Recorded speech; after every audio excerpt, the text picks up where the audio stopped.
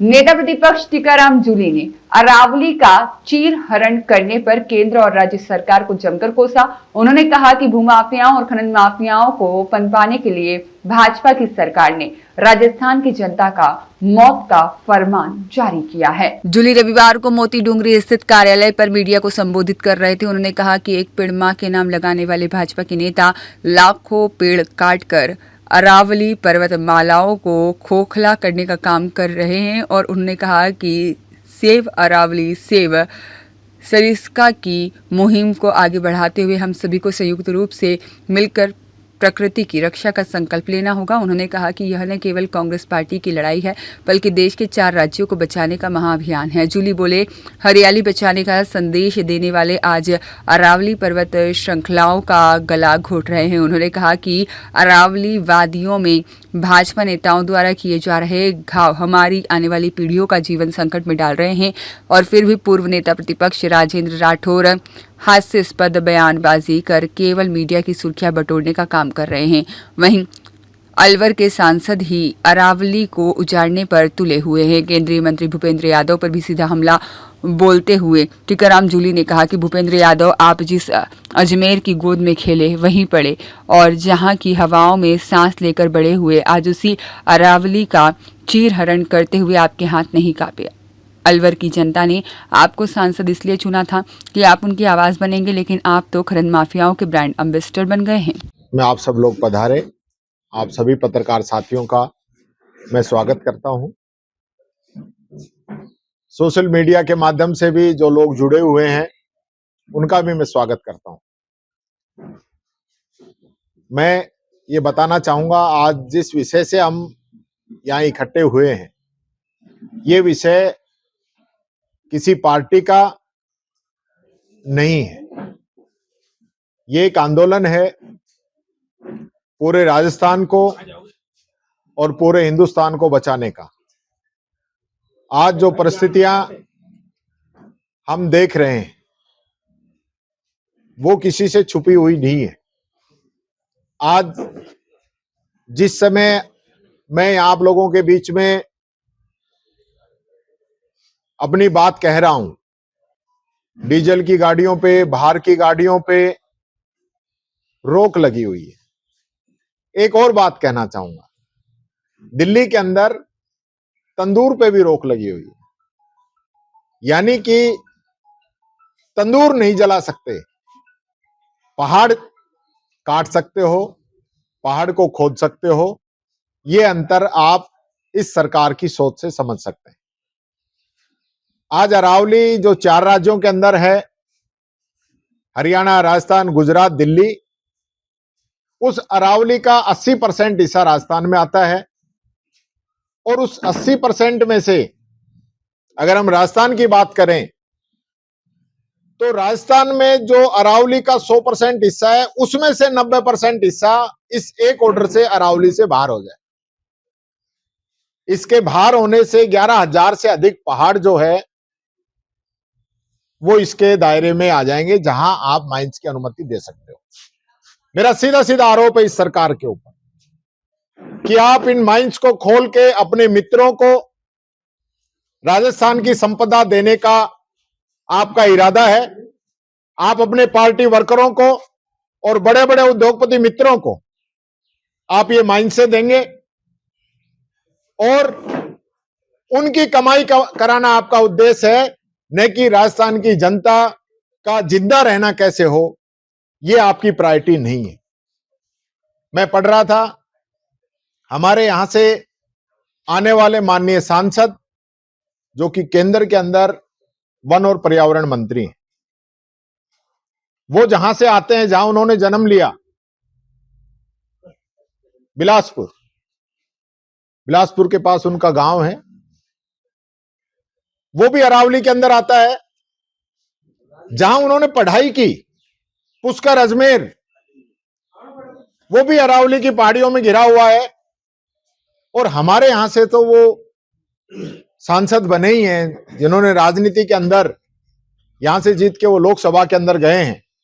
वो पूरा क्षेत्र जहां भर्तरी बाबा इस अरावली की गोद के अंदर हैं, जहां ऐतिहासिक पांडुपोल हनुमान जी का मंदिर इस अरावली की गोद के अंदर है, जहां करणी माता का मंदिर इन अरावली की गोद के अंदर है। और इसी प्रकार से हजारों मंदिर अलवर के अंदर, नीलकंठ महादेव हो, सारे इन अरावली की गोद के अंदर बसे हुए। तो क्या हमारी प्राथमिकता या हमारा उद्देश्य सब कॉमर्शियल हो गया? हम आज कांग्रेस की बनाई हुई नरेगा योजना वो तो आज हमने बंद कर दी। कम का जो निर्णय करा रहे हैं, मैं एक बात क्लियर कराना चाहूंगा, ये मामला आज का नहीं है। ये सबसे पहले इश्यू आया 1992 के अंदर, जब माननीय सुप्रीम कोर्ट के निर्देश आए थे। MOEF का एक नोटिफिकेशन जारी हुआ था जिससे अरावली पे पूरा प्रतिबंध लगाया था, लेकिन उस समय परिस्थिति ऐसी नहीं थी।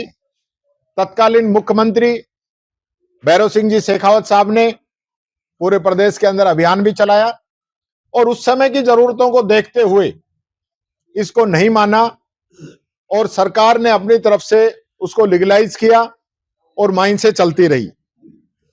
और 2002 के अंदर जो स्थिति थी, लगभग 1008 जो खाने थी वो वैध खाने थी, जिनमें 747 नई थी और 261 नवीनीकरण होके आई थी, और जिसमें लगभग 1 लाख के आसपास लोगों को रोजगार डायरेक्ट मिल रहा था और कई लाखों को इनडायरेक्ट रूप से उसके अंदर रोजगार मिल रहा था।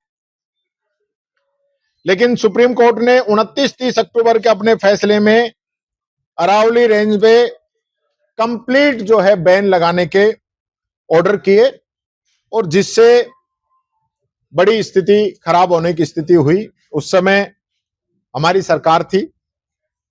हमारी सरकार ने इस माइंस को नियंत्रित करने के लिए ये कोर्ट के अंदर कहा कि जो लीज चल रही है, ऑलरेडी जो लीज चल रही है उसमें इसकी छूट दी जाए और नई लीज हम इससे आगे नहीं देंगे। लेकिन इन लोगों ने उस चीज का गलत प्रचार किया, और जो हमारे समय में जो कमेटी की जो सिफारिश थी, वो 100 मीटर से ऊंची जो पहाड़ियों को अरावली मानने की जो सिफारिश थी, वो रिचर्ड मर्फी वर्गीकरण 1968 के आधार पे किया था, उसको भी कोर्ट ने नहीं माना था। और वो नहीं मानने की वजह से उस समय बैन लगा।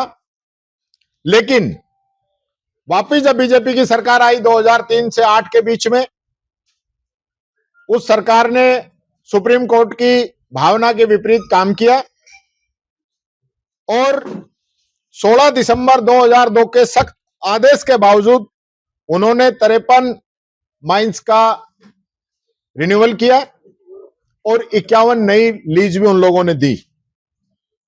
लेकिन सुप्रीम कोर्ट ने 2005 में वापस फटकार लगाई और उसके बाद जो नई इन्होंने अनुमतियां दी थी उस पे सुप्रीम कोर्ट ने रोक लगाई और 2008 के अरावली की परिभाषा में फेरबदल किया जा रहा है। ये सुप्रीम कोर्ट ने जो कमेटी बनाई थी, केंद्र सरकार ने कमेटी बनाई, उसके अंदर ये बात आई।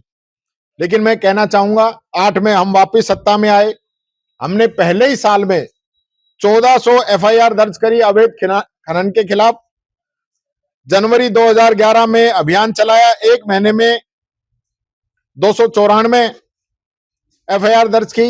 लाइट इमेजरी का उपयोग किया और 7 करोड़ का उसके लिए बजट भी हमने आवंटित किया और SP और कलेक्टर की जिम्मेदारी तय की